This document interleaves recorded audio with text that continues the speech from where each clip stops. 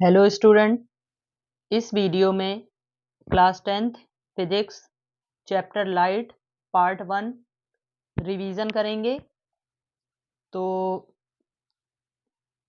इसमें जो पार्ट 1 है उसमें लाइट के रिफ्लेक्शन पर बेस्ड जो भी टॉपिक्स हैं वो सारे यहाँ पर रिवाइज कर लेंगे एक बार। तो सबसे पहले जान लेते हैं लाइट क्या होता है। लाइट जो है वो एनर्जी का एक फॉर्म होता है। ये it is a form of energy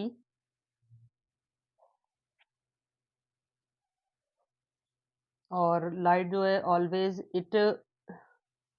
always travels in straight line.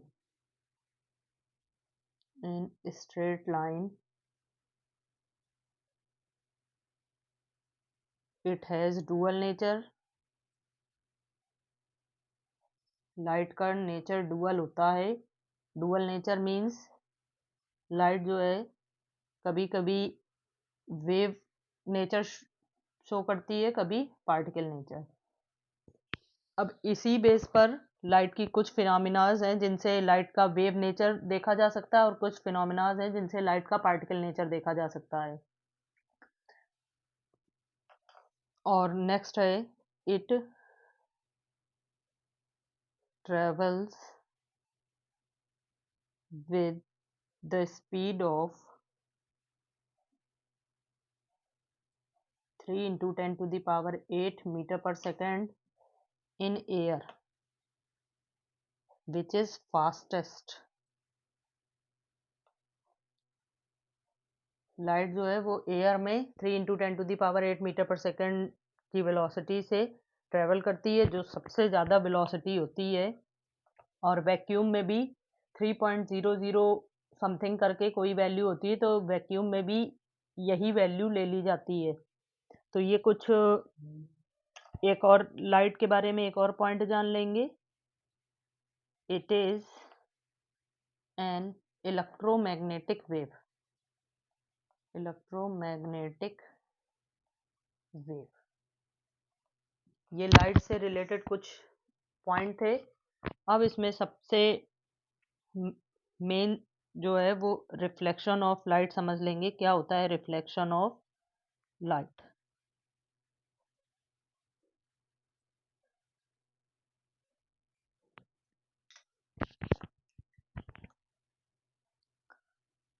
इसको एक डायग्राम से समझ लेंगे।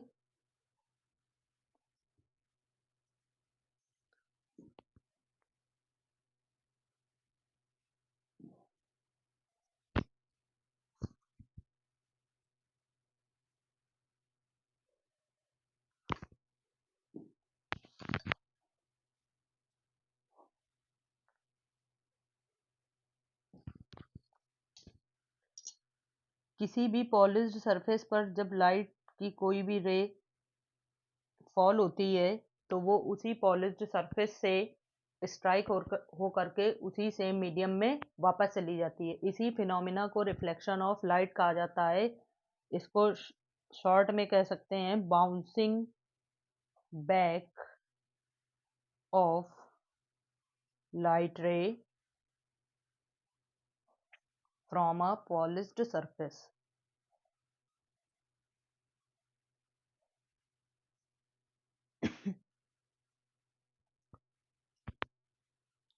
पॉलिश सरफेस से लाइट का बाउंसिंग बैक होना ही कहलाता है रिफ्लेक्शन ऑफ लाइट।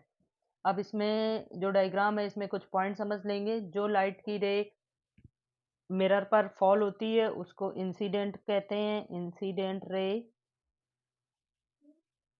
और जो बाउंस होकर के बैक जाती है उसको कहते हैं रिफ्लेक्टेड रे। और जो इन दोनों के बीच में एक परपेंडिकुलर ड्रॉ किया जाता है उसे कहते हैं नॉर्मल। और जिस पर्टिकुलर पॉइंट पर लाइट रे फॉल होती है उस पॉइंट को कहा जाता है पॉइंट ऑफ इंसिडेंस। और यहाँ पर जो एंगल आई और एंगल आर हैं उनको समझ लेंगे। एंगल आई जो है वो होता है angle of incidence, angle of incidence. और एंगल आर जो है वो हो जाएगा एंगल ऑफ रिफ्लेक्शन।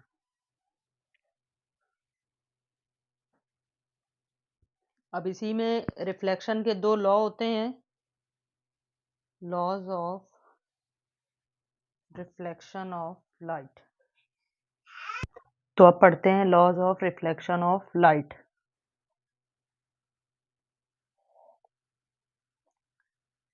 लाइट के रिफ्लेक्शन के दो लॉ होते हैं, जिसमें से पहला लॉ, ये जो एंगल होते हैं, एंगल ऑफ इंसिडेंस और एंगल ऑफ रिफ्लेक्शन, वो हमेशा इक्वल होते हैं।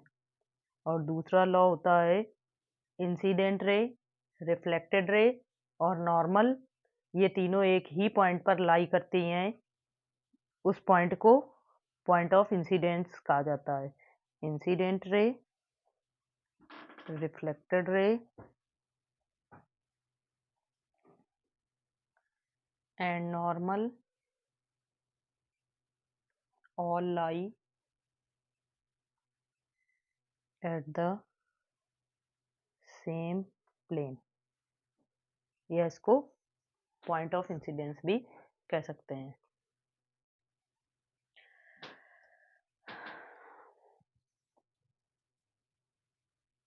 अब नेक्स्ट यहाँ पर प्लेन मिरर से जो इमेज फॉर्मेशन होती है वो समझ लेंगे।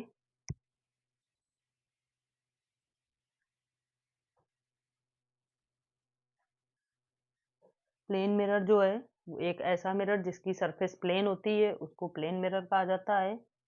Having plane surface.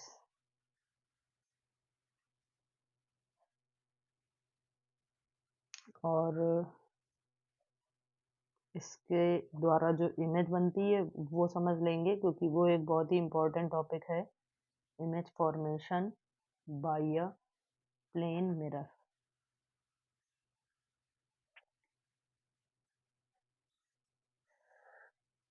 इसको एक रे डायग्राम के द्वारा समझ लेंगे। ये एक प्लेन मिरर हो गया, जिसको नाम दे दिया M1 M2। और यहाँ पर कोई ऑब्जेक्ट प्लेस किया गया है O, और इससे एक लाइट रे इंसिडेंट हुई A पॉइंट पर और यहाँ से रिफ्लेक्ट हो गई। ये इसका नॉर्मल हो गया। और इसी ऑब्जेक्ट से एक दूसरी लाइट रे मिरर के किसी दूसरी पॉइंट पर इंसिडेंट होगी और ये भी रिफ्लेक्ट हो जाएगी। इसका ये नॉर्मल ड्रॉ कर लिया।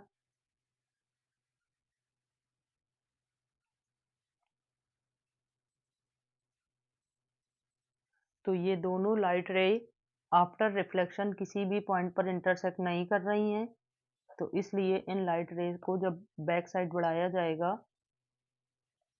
तो वो कहीं पर इंटरसेक्ट होंगी।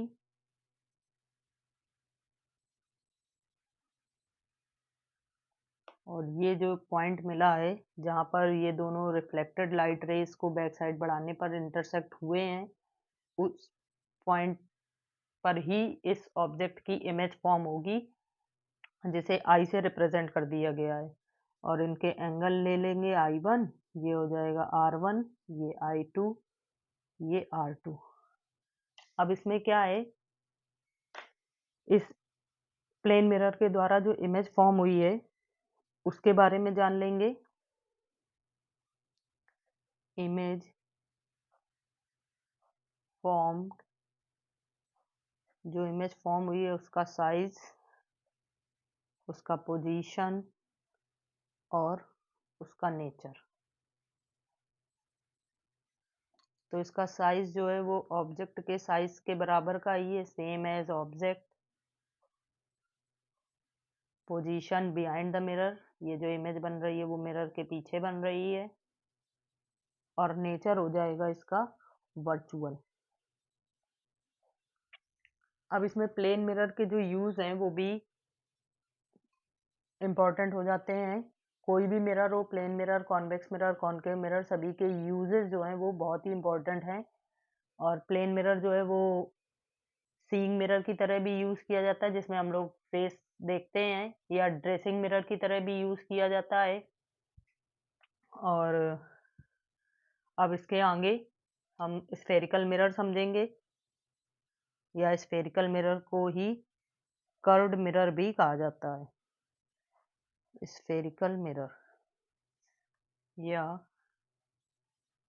कर्व्ड मिरर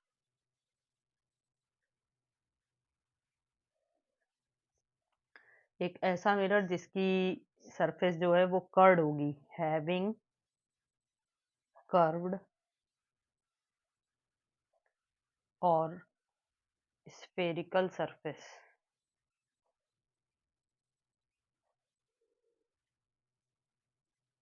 और ये जो स्फेरिकल मिरर या कर्व्ड मिरर जो होते हैं, उनको हॉलो ग्लास स्फीयर का जो मोस्ट कर्व पार्ट होता है उससे कट करके बनाया जाता है।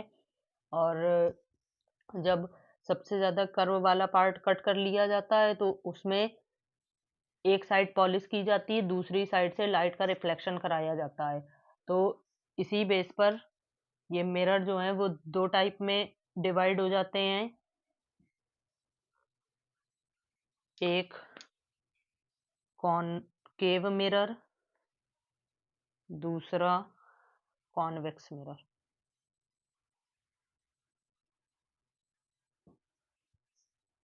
इनको डायग्राम से समझ लेंगे। कॉनकेव मिरर में कुछ इस तरह से इसकी आउटर सरफेस पर पॉलिश होती है, और जो रिफ्लेक्शन होता है लाइट का वो होता है इनर डीप से, रिफ्लेक्टिंग सरफेस। और रिफ्लेक्टिंग सरफेस कैसी होती है? Inner deep. अब इसी तरह से कॉन्वेक्स मिरर का भी समझ लेंगे। कॉन्वेक्स मिरर में जस्ट अपोजिट होता है, इसकी इनर डीप सरफेस में पॉलिश होती है, जो आउटर सरफेस होती है वहां से रिफ्लेक्शन होता है, रिफ्लेक्टिंग सरफेस। और इसकी जो रिफ्लेक्टिंग सरफेस होती है उसे बल्गिंग आउट कहा जाता है। तो ये हो गए 2 टाइप के। सम इम्पोर्टेंट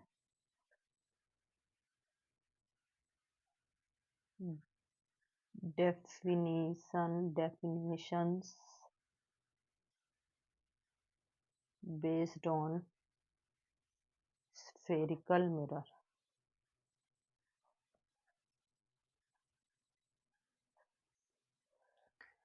तो यहाँ पर स्फेरिकल मिरर जो है वो एक हॉलो ग्लास स्फीयर का कर्व्ड पार्ट होता है, सपोज दैट कुछ ऐसा। और ये हॉलो ग्लास स्फीयर जो होता है उसका एक सेंटर होता है, उसकी रेडियस होती है,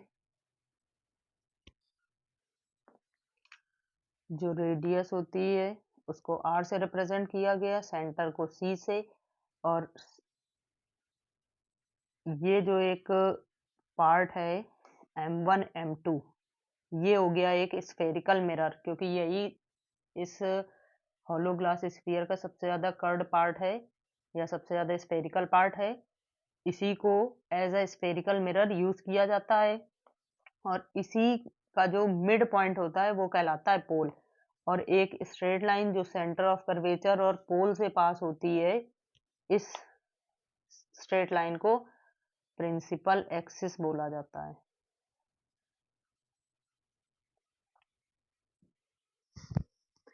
तो यहाँ पर जो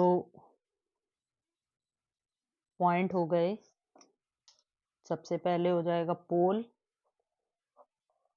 mid point of the mirror, mid point of the spherical mirror. और दूसरा हो जाएगा सेंटर ऑफ कर्वेचर,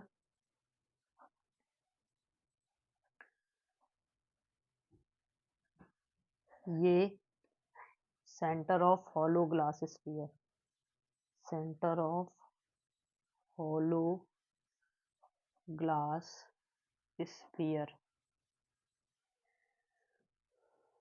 और नेक्स्ट है रेडियस ऑफ कर्वेचर,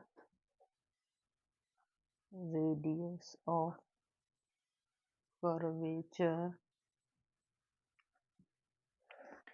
इसमें हॉलो ग्लास स्फीयर की रेडियस को ही रेडियस ऑफ कर्वेचर कहा जाता है, radius of hollow glass sphere.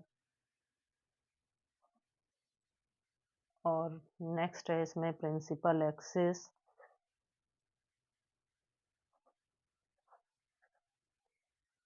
ये एक straight line, a straight line which passes through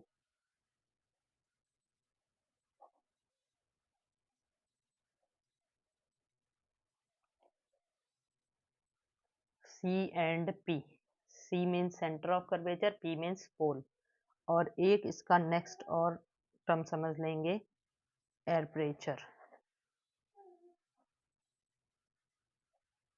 air pressure जो है वो जो भी स्फेरिकल पार्ट होता है या जो भी कर्ड पार्ट होता है उसकी डायामीटर होता है air pressure, diameter of spherical mirror या स्फेरिकल पार्ट भी कह सकते हैं। तो ये हो गई कुछ इंपॉर्टेंट डेफिनेशन जो स्फेरिकल मिरर से रिलेटेड होती हैं। अब इसमें समझ लेंगे प्रिंसिपल फोकस के बारे में, principal focus of concave mirror. इसमें जो दोनों मिरर होते हैं कॉनकेव और कॉन्वेक्स, दोनों के प्रिंसिपल फोकस अलग अलग तरह से डिफाइन किए जाते हैं, जिसमें से पहले हम समझ लेंगे कॉनकेव मिरर के फोकस के बारे में। तो इसके लिए भी एक डायग्राम समझना है। ये है कॉनकेव मिरर,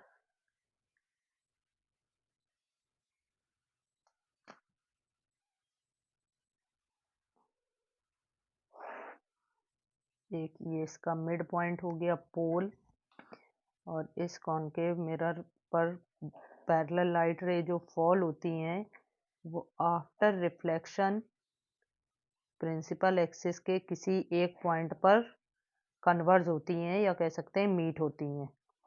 उसी पॉइंट को प्रिंसिपल फोकस कहा जाता है।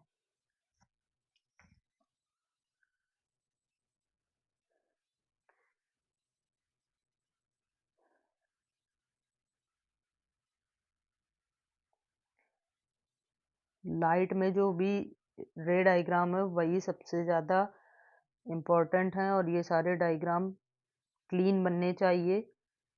और जो भी डेफिनेशन अगर डायग्राम से डिफाइन की गई है तो उसमें डायग्राम ज़रूर बनाना होगा। तो ये हो जाएगा फोकस। तो डेफिनेशन फिर से एक बार समझ लेंगे, प्रिंसिपल एक्सिस का एक वो पॉइंट जिस पर सारी parallel light rays after reflection converge होती हैं या मीट होती हैं, उसी पॉइंट को कहा जाता है प्रिंसिपल फोकस। इसी वजह से इस कॉनकेव मिरर को कन्वर्जिंग मिरर भी कहा जाता है। Concave mirror is also known as converging mirror. ये भी पूछा जाता है कि कॉनकेव मिरर जो है वो कन्वर्जिंग मिरर क्यों कहा जाता है, तो इसी स्पेशल फिनोमिना की वजह से ही कॉनकेव मिरर कन्वर्जिंग मिरर कहलाता है। और जो फोकल लेंथ होती है वो फोकस और पोल के बीच की डिस्टेंस होती है, डायग्राम में ये बना सकते हैं, ये होती है फोकल लेंथ। अब इसी तरह से कॉन्वेक्स मिरर का प्रिंसिपल फोकस समझ लेंगे।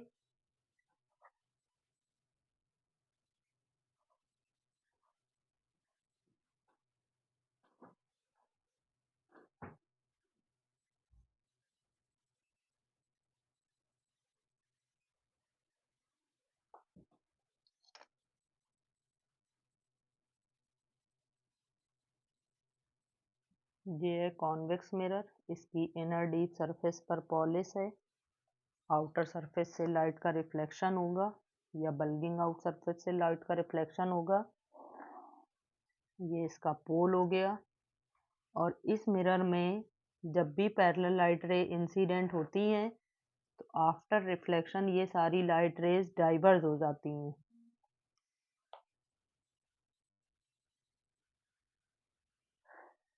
और जब डाइवर्ज हो जाती हैं तो इन डाइवर्जिंग लाइट रेस को जब बैक साइड बढ़ाते हैं तो ये प्रिंसिपल एक्सिस के किसी एक पॉइंट पर मीट होती हुई अपीयर होती हैं। उसी पॉइंट को कहा जाता है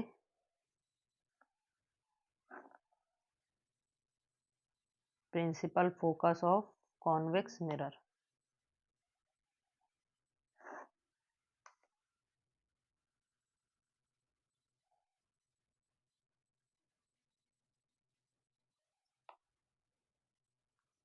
ये सारे जितने भी लाइट के रे डायग्राम है उनको पेंसिल और स्केल की हेल्प से ही ड्रॉ करना होता है, क्योंकि अगर इनमें जरा सी भी मिस्टेक हो गई तो ये डायग्राम जो है वो बहुत ही ज़्यादा डिस्टर्ब हो जाते हैं और क्लीन नहीं बनते हैं।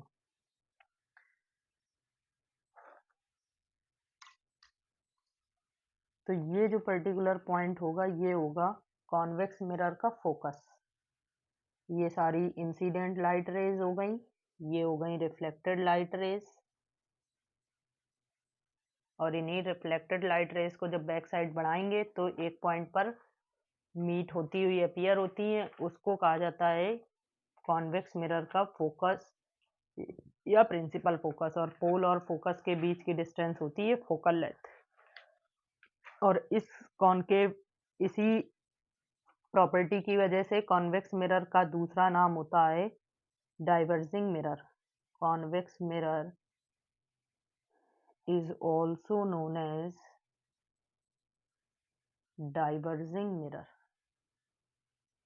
diverging diverging सॉरी आगे लिख देना, डाइवर्जिंग मिरर। अब इनमें दो पॉइंट और समझ लेंगे।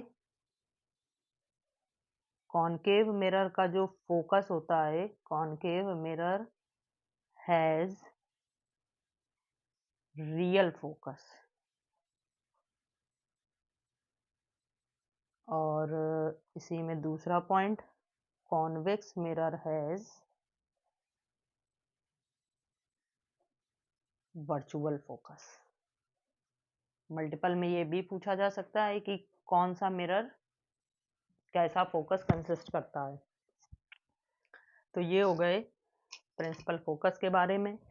अब समझ लेंगे शॉर्ट में इनके रे डायग्राम जो इमेज फॉर्मेशंस होते हैं वो।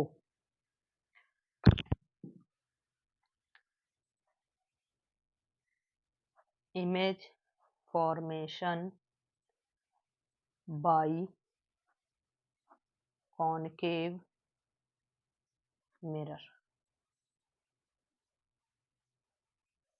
इमेज फॉर्मेशन के लिए जो रे डायग्राम होते हैं वो सब आपको जो लाइट चैप्टर के वीडियोस पढ़े हैं उनमें सब डिटेल में मिल जाएंगे।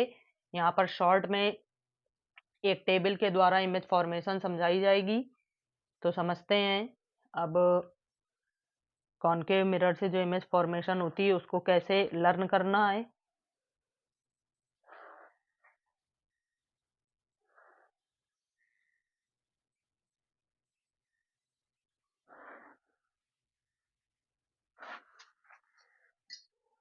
तो यहाँ पर सबसे पहले ऑब्जेक्ट पोजीशन,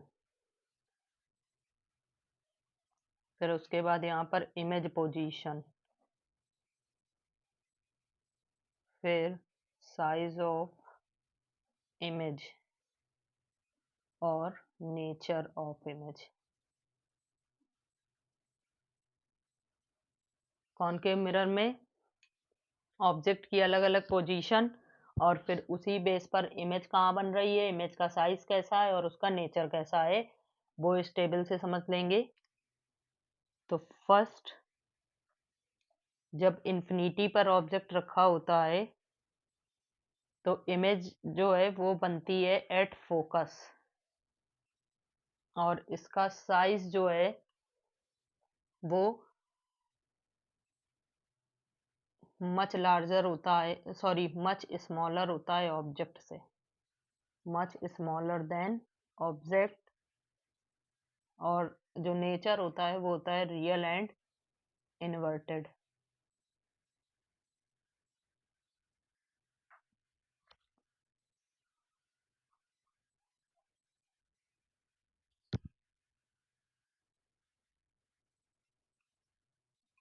नेक्स्ट है बियॉन्ड द सी, मतलब जो सेंटर ऑफ कर्वेचर होता है उसके पीछे पीछे जब ऑब्जेक्ट रखा जाता है तब इमेज बनती है बिटवीन फोकस एंड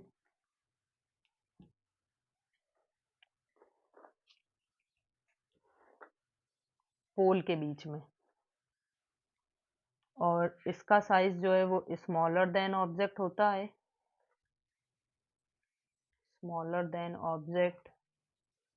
और ये भी नेचर जो है वो रियल इन्वर्टेड ही होता है। नेक्स्ट पोजीशन ऑब्जेक्ट की होती है at the centre of curvature, at C. और जब सी पर रखा जाता है तो इमेज जो है वो सी पर ही बनती है। मतलब इस पर्टिकुलर इस केस में ऑब्जेक्ट पोजीशन और इमेज पोजीशन सेम होती है, और जो इमेज का साइज होता है वो सेम एज ऑब्जेक्ट, मतलब सेम साइज का ही, जितना ऑब्जेक्ट होता है उतनी ही सेम साइज की इमेज बनती है। नेचर इसका भी रियल इन्वर्टेड ही होता है। अब नेक्स्ट है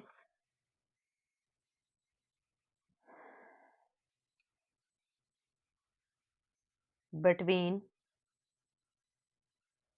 एफ एंड सी, फोकस और सेंटर ऑफ कर्वेचर के बीच में जब ऑब्जेक्ट रखा जाता है तो इमेज बनती है बियॉन्ड सी।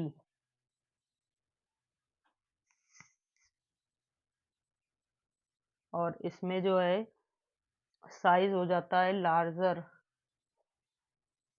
ऑब्जेक्ट का जो साइज होता है वो छोटा हो जाता है, इमेज का साइज हो जाता है बड़ा। इस वाले केस में भी इमेज जो है वो रियल और इन्वर्टेड ही फॉर्म होती है। नेक्स्ट है एट एफ, मतलब जब फोकस पर रखा जाता है, जब फोकस पर रखेंगे तो बनेगा इन्फिनिटी पर, इमेज फॉर्म होती है इन्फिनिटी पर। और ये इमेज जो होती है वो मच लार्जर हो जाती है ऑब्जेक्ट से। और इस केस में भी नेचर रियल इन्वर्टेड ही रहता है। लास्ट केस है बिटवीन एफ एंड पी, जब फोकस और पोल के बीच में ऑब्जेक्ट रखा जाता है तो इमेज बनती है बिहाइंड द मिरर, मिरर के पीछे बनेगी, बिहाइंड मिरर। और इसका साइज भी मच लार्जर होगा। और इस वाले केस में नेचर चेंज हो जाएगा, नेचर होगा वर्चुअल एंड इरेक्ट। इस टेबल को लर्न करके किसी भी इमेज फॉर्मेशन का डायग्राम ड्रॉ किया जा सकता है। और अब इसके कॉनकेव मिरर के यूजेस समझ लेंगे। कॉनकेव मिरर जो है एज अ रिफ्लेक्टर टॉर्च में, व्हीकल में, हेडलाइट में, इन सब में यूज होता है। और कॉनकेव मिरर का यूज डेंटिस्ट के द्वारा भी किया जाता है टीथ की इमेज को लार्ज करके देखने के लिए। कॉनकेव मिरर का यूज सेविंग मिरर की तरह भी किया जाता है। और कॉनकेव मिरर जो है वो डॉक्टर्स की हेडलाइट में भी यूज होते हैं। तो ये हो गए कुछ कॉनकेव मिरर के यूजेस।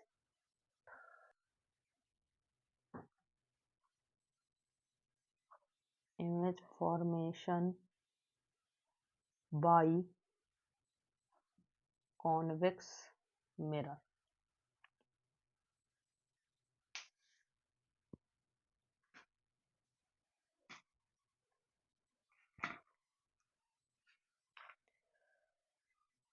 कॉन्वेक्स मिरर जो है उसमें ऑब्जेक्ट कहीं पर भी रखा जाए, जो इमेज है वो हमेशा वर्चुअल इरेक्ट बनती है और ऑब्जेक्ट की कंपेयर में हाईली डिमिनिश्ड होती है, मतलब कह सकते हैं बहुत ही छोटी।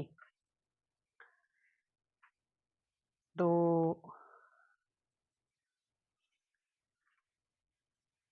इसको ऐसे समझ लेंगे, इसमें कहीं पर भी रखा जाए तो इसमें 2 केस होते हैं।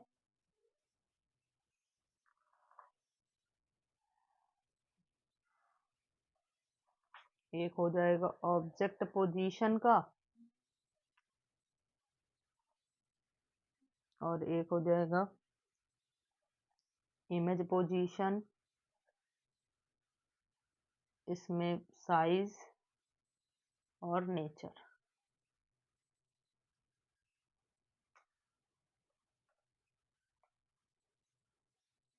इसमें पहला केस जब इंफिनिटी पर रखी गई है कोई भी ऑब्जेक्ट एट इंफिनिटी, तो इमेज बनती है एट फोकस। साइज जो होता है इसका बहुत ही छोटा होता है, उसे कह सकते हैं डिमनिस्ट। और नेचर इसका होता है वर्चुअल एंड इरेक्ट। और दूसरी अगर पोजीशन चेंज करके देखा जाए तो दूसरी पोजीशन होती है बिटवीन पोल एंड इंफिनिटी। तो इमेज फॉर्म होती है between focus and pole. Focus और पोल के बीच में बनती है, इस केस में भी डिमनिस्ड होती है और वर्चुअल इरेक्ट ही होती है।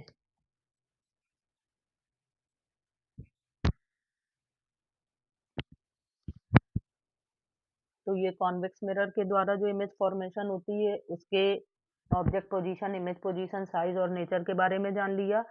और इसी बेस पर इनके रे डायग्राम ड्रॉ किए जा सकते हैं। अब कॉन्वेक्स मिरर के यूज समझ लेंगे। कॉन्वेक्स मिरर का एक जो मोस्ट इम्पॉर्टेंट यूज होता है वो as a rear view vehicles में यूज किया जाता है। इसका एक अलग से क्वेश्चन भी आता है कि कॉन्वेक्स मिरर को as a rear view vehicles में क्यों यूज किया जाता है।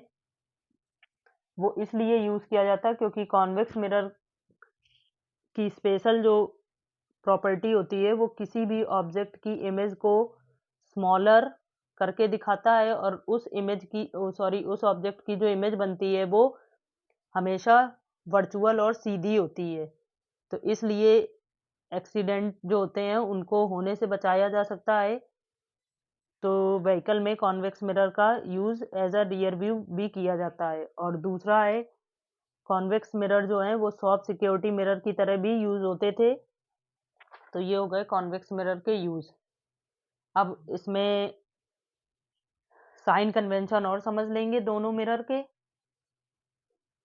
Sign convention for concave mirror. सबसे पहले कॉनकेव मिरर के समझ लेंगे, उसके बाद कॉन्वेक्स मिरर के, क्योंकि ये जो टॉपिक है वो न्यूमेरिकल के लिए बहुत ही ज़्यादा हेल्पफुल है। इस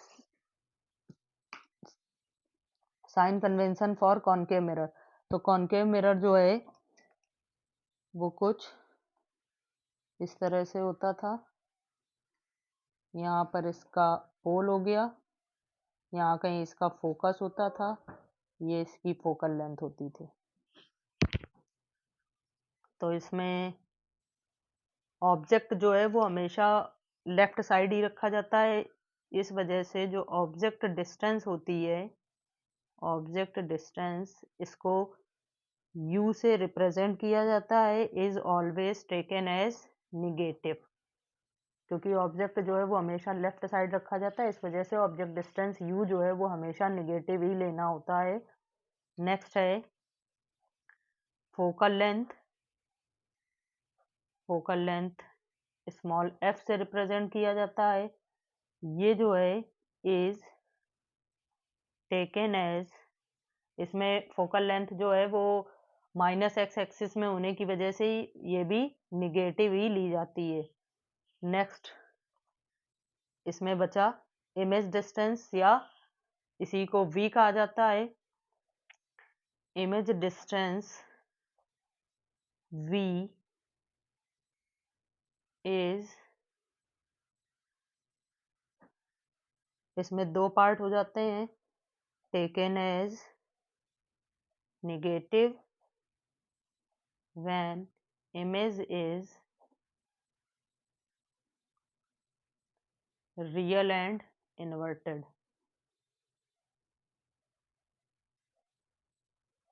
और सेकंड पार्ट हो जाता है टेकन एज पॉजिटिव जब इमेज वर्चुअल इरेक्ट होगी।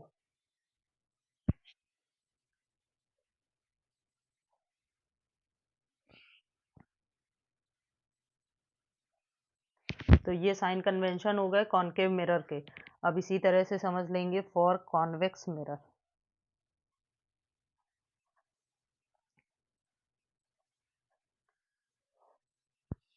कॉन्वेक्स मिरर हो गया कुछ इस टाइप का, ये इसका पॉलिशिंग सरफेस हो गई, ये इसका पोल हो गया, यहाँ कहीं इसका फोकस हो जाएगा, ये हो जाएगी इसकी फोकल लेंथ। तो इसमें जो है ऑब्जेक्ट डिस्टेंस u जो है वो तो हमेशा ही निगेटिव लिया जाएगा, वो कोई भी मिरर हो या कोई भी लेंस हो, और इसकी फोकस जो है वो राइट साइड होने की वजह से इसकी फोकल लेंथ हो जाएगी पॉजिटिव। और नेक्स्ट जो है इसकी इमेज डिस्टेंस v वो हमेशा पॉजिटिव होगी, क्योंकि जो कॉन्वेक्स मिरर है वो हमेशा वर्चुअल इरेक्ट इमेज ही बनाता है, इस वजह से ये हमेशा पॉजिटिव होगा। तो ये लाइट का जो फर्स्ट पार्ट था जिसमें रिफ्लेक्शन का पूरा रिफ्लेक्शन जो पार्ट था उसका पूरा रिवीजन कर लिया है, और अब जो सेकंड पार्ट होगा उसमें जो रिफ्रैक्शन फिनोमिना है और लेंस के बारे में है वो पूरा रिवाइज किया जाएगा। अगर आपको ये वीडियो अच्छा लगा हो तो आप इस चैनल को लाइक करें, सब्सक्राइब करें। Thank you.